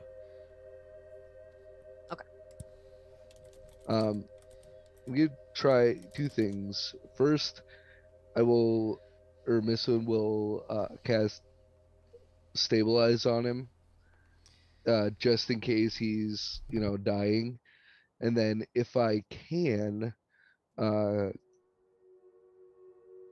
could I try to do some minor stuff to pull the arrow out and clean up the wound as best? Yes, you may. You begin to perform basic treatment when suddenly you hear someone approaching. It is not long before you are confronted with two individuals. The first appears to be a ranger of some kind, leather armors, large, kind of stature, and long hair. This rather elderly gentleman with a quite well-kept beard appears to be none other than Elder Natharil Safanda, the cleric of Aristil, signified by the large emblazoned bow and arrow on his chest, a symbol of the god of the hunt. Next to him is a woman, the mayor of the town, whose name has escaped me, but I will very quickly pull this up just so I can remember if it is not going to be slow. Here we go. The mayor, whose name is...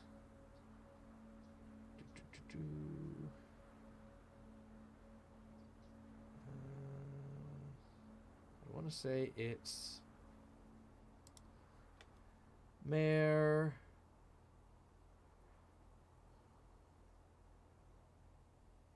Here you go. Aurelia Davigen. So Mayor Davigen. She says, who are you? Are you here to help? We found this man in the woods. We were receiving help, but he was insistent on continuing to move. We tried to stop him, but I think him being unconscious is for the best. Is he a foe of yours? No, we do not know this person. I am Aurelia, and this is Elder Natharil. We are members of the town council of Heldren. I'm judging from your... We didn't specifically come to help him, but we did come to find both of you. Oh, well... Yes, we've been sent. Oh, I see. If you seek us out, then you're likely the students from Cinderfang. Good, excellent. Well, then please, if you could, lay him out. And you watch as Natharil starts to take some acorn seeds and plants them in the ground. Channeling magic into the earth, he creates a small stretcher and asks that you carry this individual back to town with them. Should we break off the arrows in his back before we put him on No, there? best to treat... Probably. Well, Best to treat him with where the healers can do their work. We wouldn't want to inadvertently cause more damage than good by removing them prematurely. I didn't mean remove them. I meant just simply snap the shaft off so you can actually. Yes, absolutely. Cromwell, you snap them off so that that this person can lie more comfortably on the bed. Now we have an insight bonus from Kelso, so thank you so much from Kelso. Now here's something you do realize very quickly. This individual is clearly a soldier, someone of very, very high standing. A guard, for example, would get a very basic uniform with a tabard of a city or a county. This man wears no such tabard. Instead, his armor and his regalia seem to be quite, apart from the damages that seem to have happened, they seem to be quite in good condition. Likely he is probably a bodyguard of some kind to this woman that he has been looking for. But you notice something beyond just his attire. You notice that the tip of his nose and even his chin seem to show signs of frostbite. Oh, that's quite interesting. Have you noticed this? That this man has been exposed to extreme cold.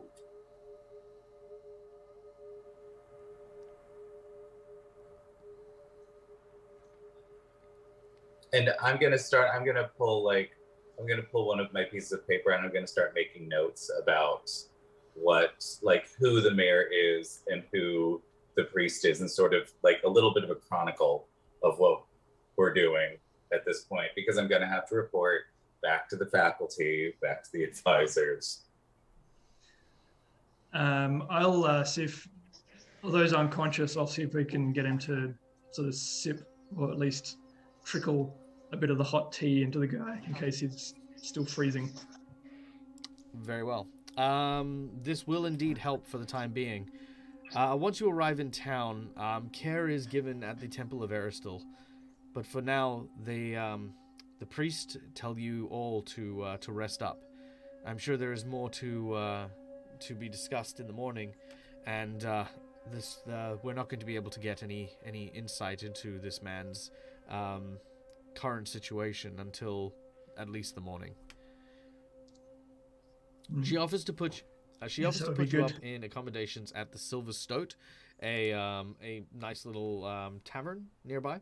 It is run by Miranda and Kale Garamos, a husband and wife couple who make a very, very hearty flank steak pie. Chicken pie? Flank steak and numble pie. That's delightful. This will be your effective long rest. Anything you guys would like to do during the downtime, you may discuss among yourselves now. Otherwise, we will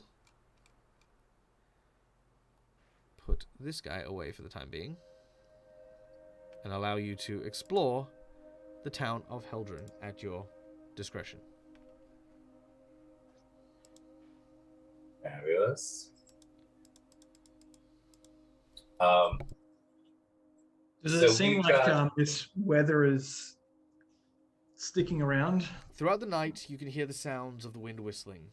What was once a thin blanketing coat suddenly becomes a regular snowfall. You watch as the night goes on, as collected on the windows, more of this white silt seems to pile up in various places. What was once a wonderment and amazement at the miracle of the sudden turn of the white winter to a now concern as the temperatures drop colder. Firewood that wasn't really prepared to be used for more than, say, a few days is running quite low in the first night as the temperatures start to drop.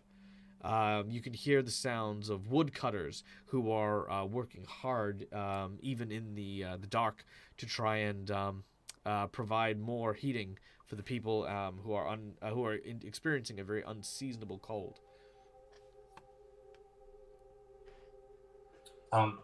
But I'm going to, that evening, I'd like to take some of the money that we have earned and see if we can't um, go and get some warmer clothes for everyone, as we were expecting to be in the desert. Yeah, no, absolutely. There's not much effort required for you to go and procure yourself some cold weather gear. I'll allow you to, at the end of the session, add these to your character sheet, and you will pay the standard cost for some cold weather gear. You pick up some boots that are quite heavily laden. You grab some insular clothing and the like, as well as like heavier cloaks and robes. These things definitely help you in the very, very cold night that follows. Is it possible throughout the night for Kyrie to try to stick to the shadows, but see if she can follow the mayor to see if there's something that we are not being Absolutely. told? By the way, this is the mayor. I will have you make a stealth check as you are attempting to follow the mayor.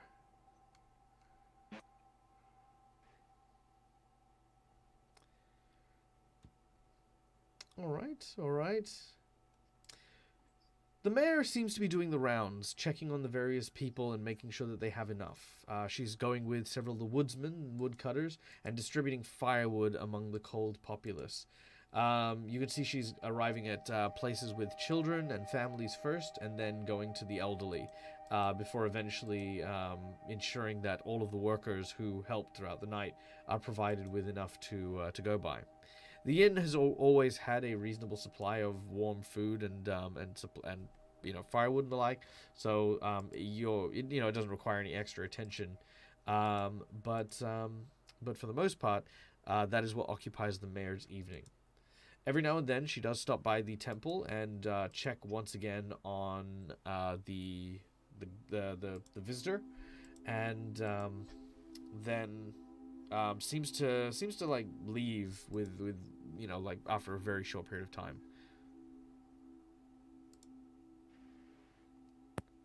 Just boring. Okay. Boring, responsible. Right, Just, I know. just No an secrets NPC. here. I mean, what kind would of you prefer? adventure Would is you prefer this? for me to like check around a corner and go, yeah, I'm really an elephant? Blah.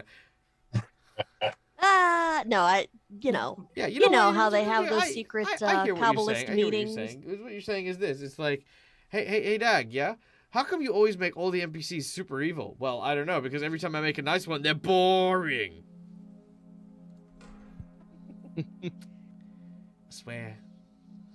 I mean, and we're outsiders, so it's possible they talk about things while the outsiders aren't around. So Tis true. All right. Anyone else? Anything else for the evening?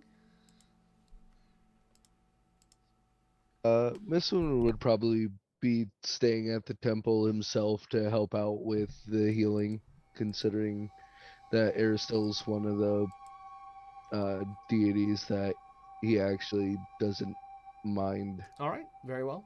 And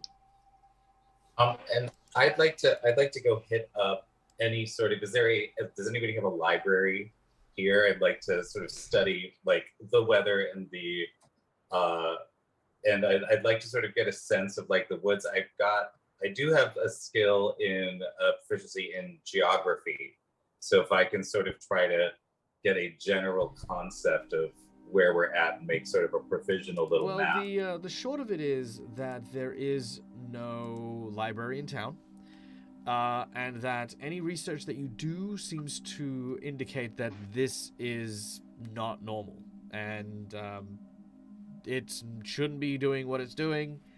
Nothing you research will tell you what it is doing because it's doing what it shouldn't be. And is there a way that I can like create a sort of basic map of the area, or amplify a map that I already have since we were coming here anyway? That'll just give me a sense of like what's around. Yeah, sure. You piece together what looks to be a reasonably well outlined map of the area. Forested areas, rivers, Awesome. that kind of thing. Fabulous. I'm gonna tuck that away into my scroll case for later, in case we need it. Very well.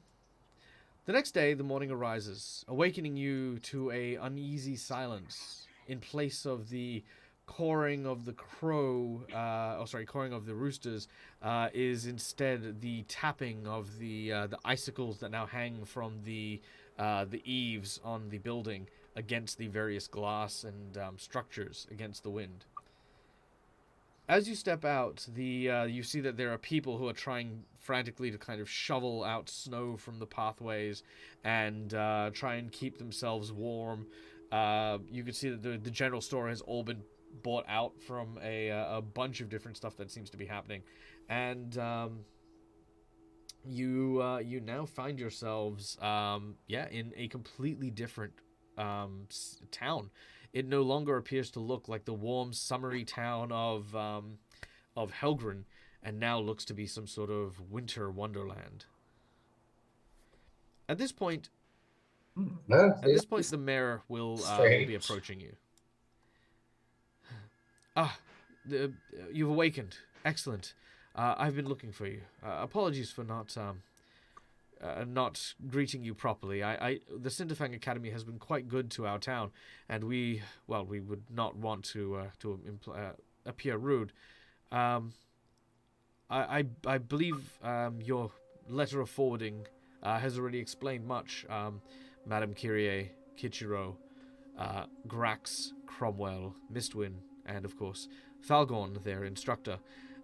We have been expecting you and prepared a number of small tasks for you to complete while you were in town.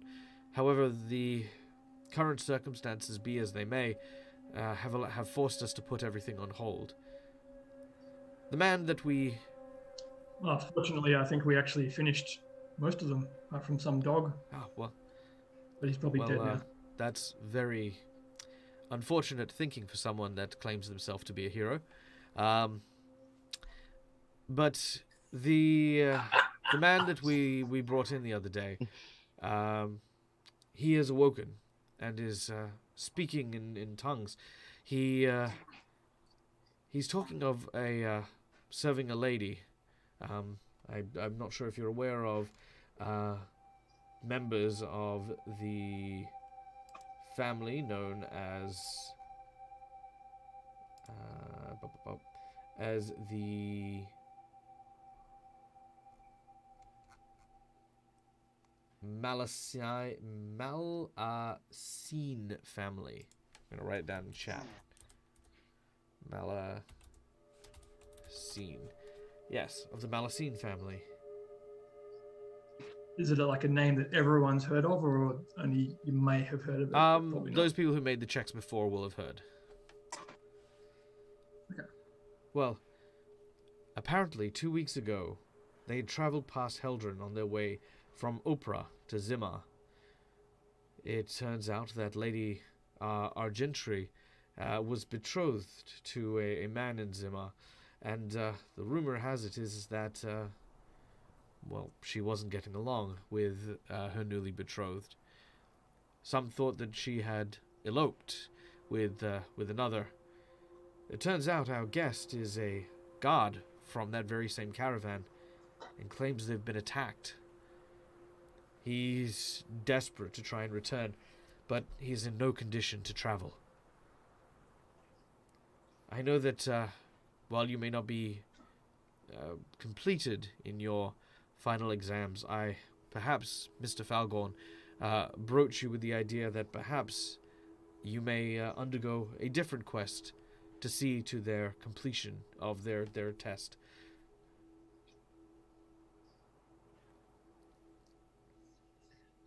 This one does sound a bit more heroic than finding stray dogs and getting the water. I think it would be quite a feat for students to accomplish this. Is there anything? They are still students technically. Is there anything that you could that you could provide that would help us accomplish this task? In what sense?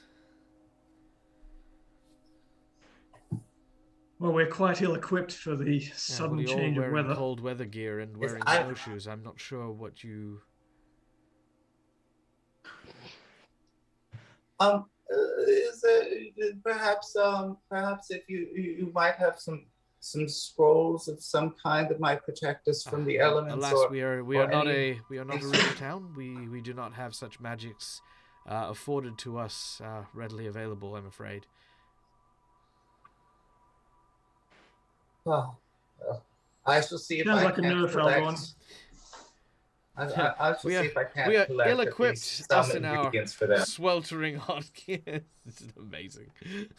I love you guys. You're such skinflints. I swear to God.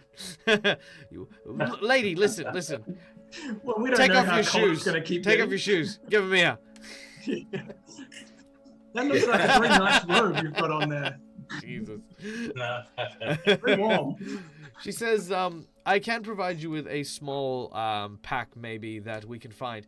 Yeah, I'm going to add this just a general pack for a traveler's kit. So it'll have bedroll, it'll have a tent, it'll have a mess kit, it'll have flint, tinder twigs, stuff like this. It'll have very basic stuff. It'll even have a little bit of oil. So it's not like pints of oil, but like, you know, enough to like maybe keep a lantern lit for a few hours.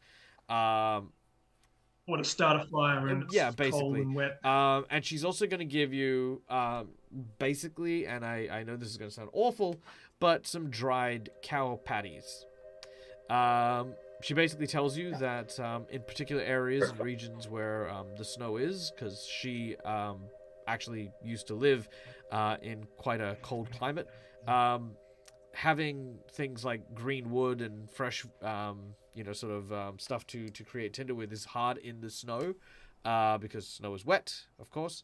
But dried cow patties are what they used originally. It won't smell nice, but it'll light and burn quite well thanks to the methane that is trapped within it. So yes, you've got all this in a general pack. Every single one of you will get one of these little care packs. But your quest is now as follows. Journey to the north, following the border woods. Find the fate of the caravan carrying Lady Argentia Malinaise. And most importantly, if you can, find where the source of this unseasonable winter is coming from. And if you can, try to stop it. If it continues this way, it'll be many, many lives at risk. They're not in immediate peril, but obviously, as mentioned, they just aren't prepared for this. I'm going to turn to the students and just very sort of weakly say, "Off to an adventure." Yeah. You sure you want to come? We won't judge you if you want to stay, Falgorn.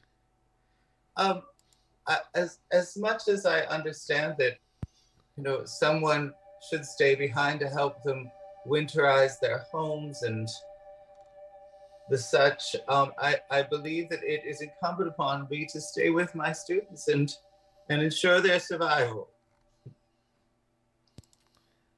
You almost died yesterday to some chickens. I think maybe And it- maybe you're The maybe mayor exaggerating speaks up things. and says, No. Just Um, such. if it may put you at ease, all of the tasks in the town that are prepared for the students are tasks with a 0 fatality rate, I'm afraid. There was, while of course the quests are important, what was most important was building up a rapport with the town. I've already heard back from a few individuals you've interacted with, and well, they've said that there is still much to be learnt from your engagements with them. However, as far as Mr. Falgorn's capabilities go, as well as each of your own, you have only just begun your journey. Cinderfang has given you the tools, and now you must use them together, rallying with one another in order to make the best of what you can.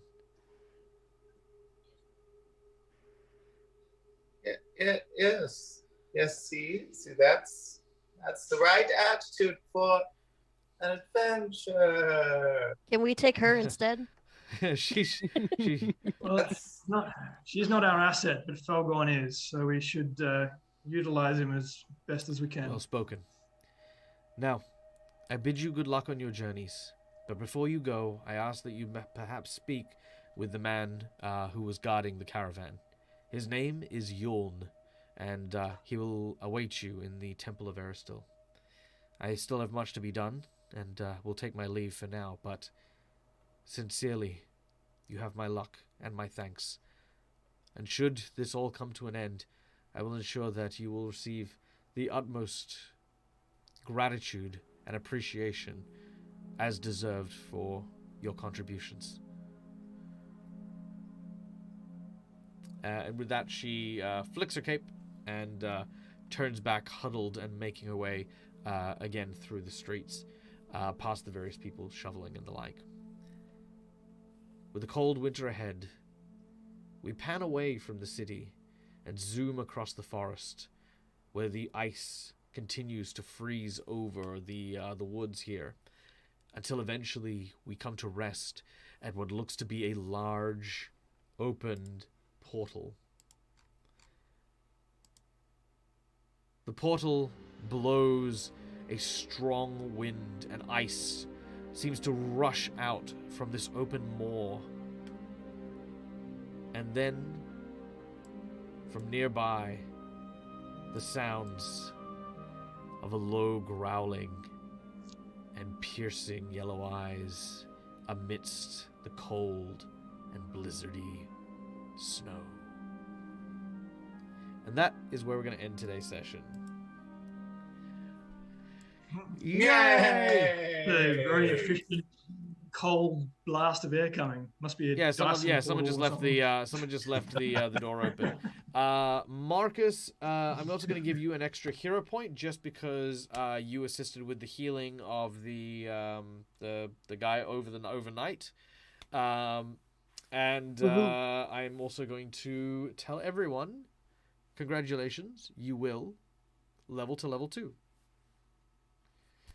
All right. Also, thank you so much for Dave and Raina for coming and hanging out today. Sorry you guys joined in at the very, very end here. It was a wonderful game and a session to enjoy with you guys today. For those of you who don't know, I have joined the Careful Cantrip cast for their season 2 campaign. It's been a very exciting ride. Raina, my lovely co-star, did absolutely phenomenally in today's session, and it was a true pleasure getting to explore my character alongside V, her character. But, of course, if you want to go check those out, follow the link in the chat right now to Careful Cantrip and go check out the episode because it was a lot of fun.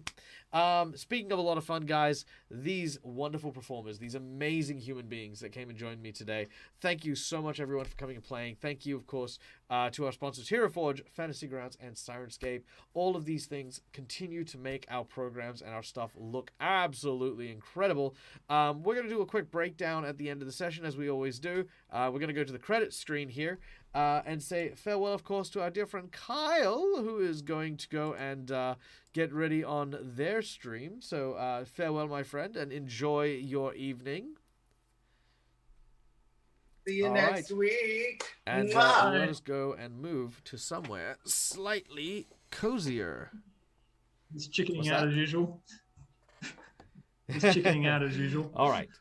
So, welcome, guys, and thank you once again to not only our sponsors, but also you guys, because you guys are our sponsors. You guys make sure that we can keep doing this awesome stuff.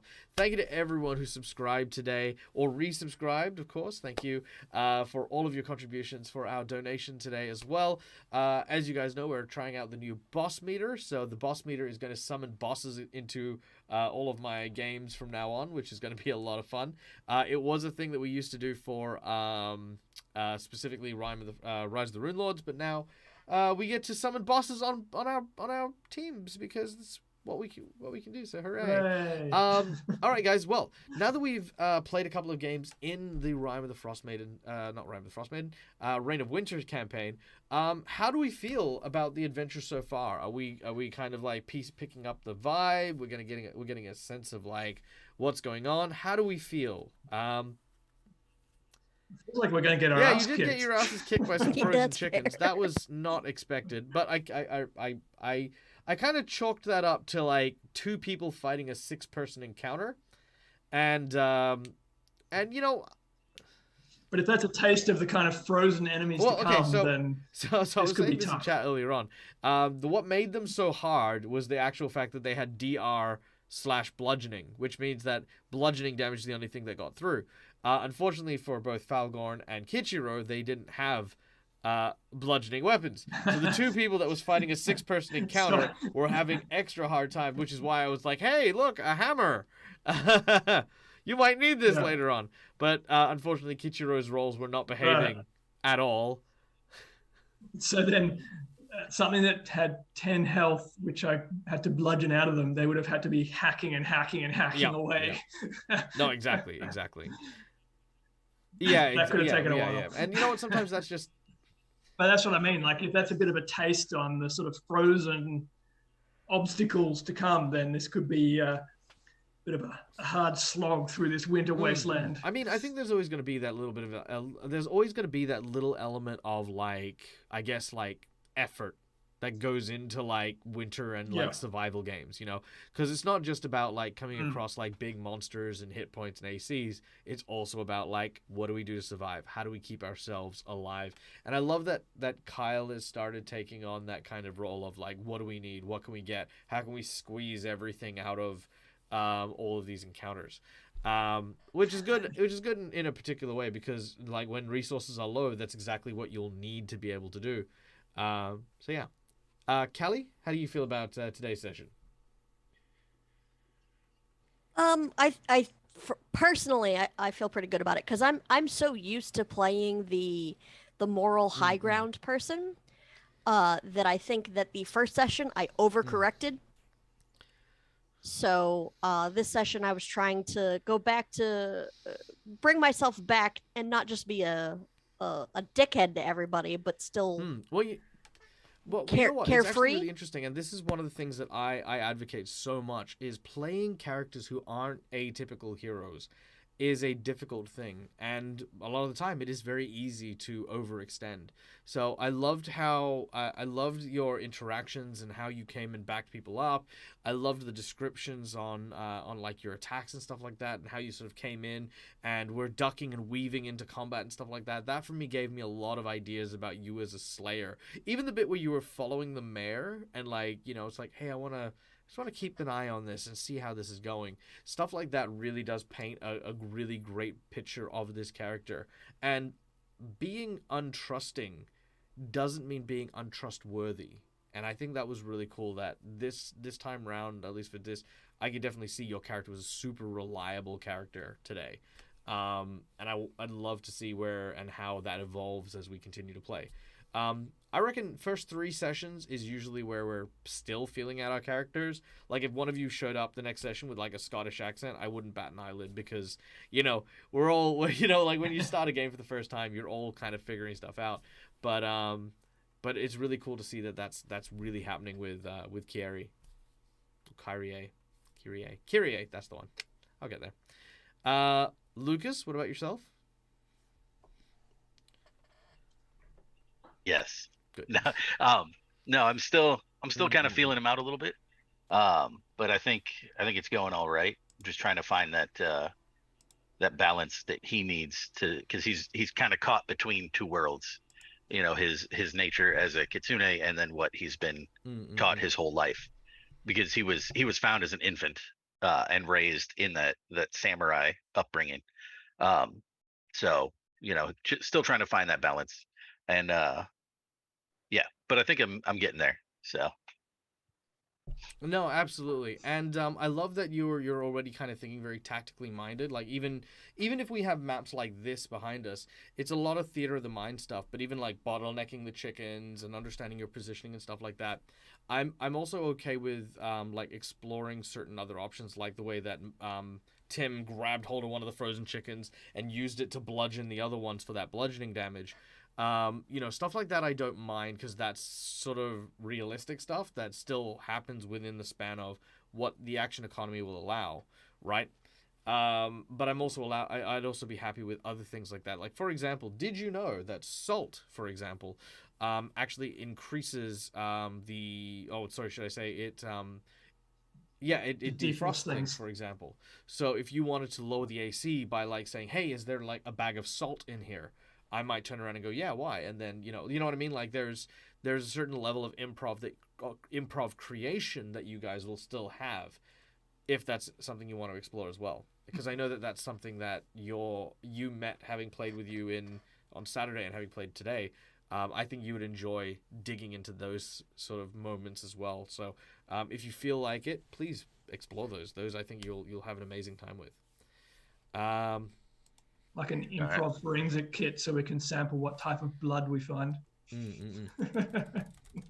What about yourself, Marcus? Apart from our couple of disconnects, how did you feel about today? Oh, I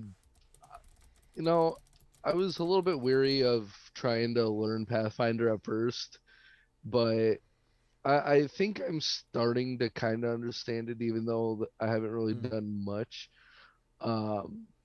As for Oracle, I've realized just how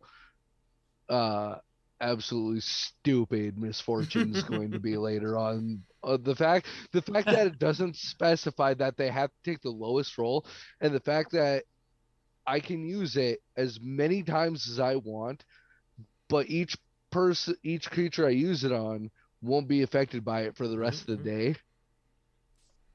It's really powerful.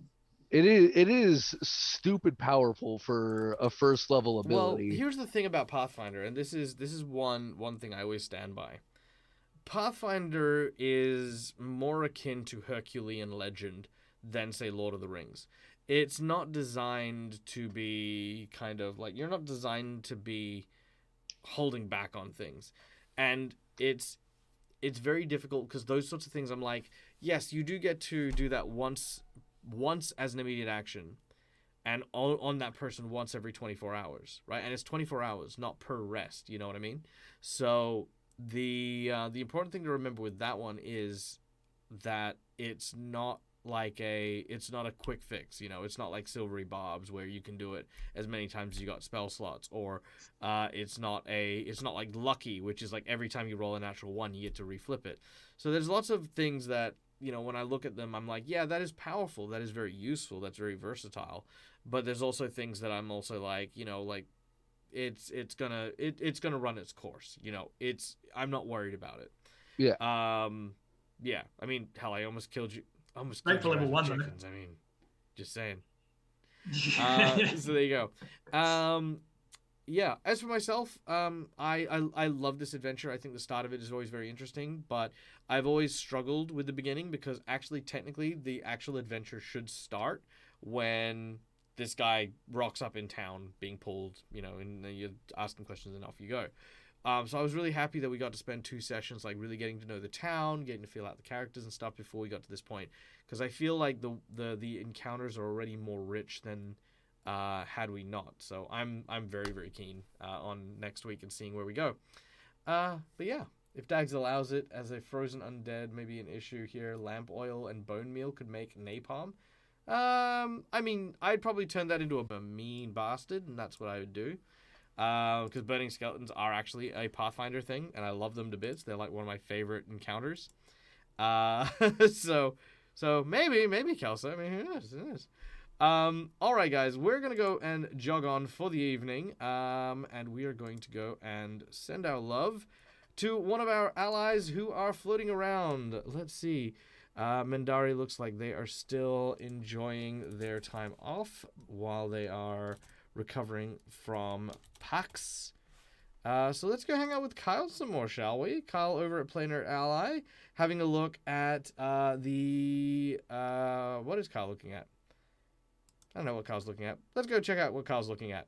I think it's one of the new D&D books, possibly the new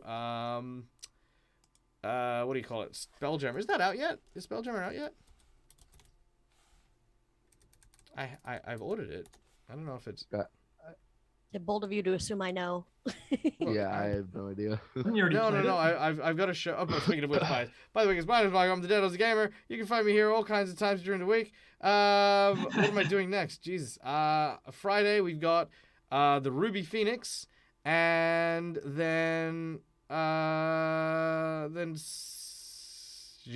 Sunday. Yeah, I've got a whole bunch of breaks now, which is amazing. It's giving me time to actually prepare for some cool stuff, including we are preparing for a Spelljammer game, which will be launched towards the end of August.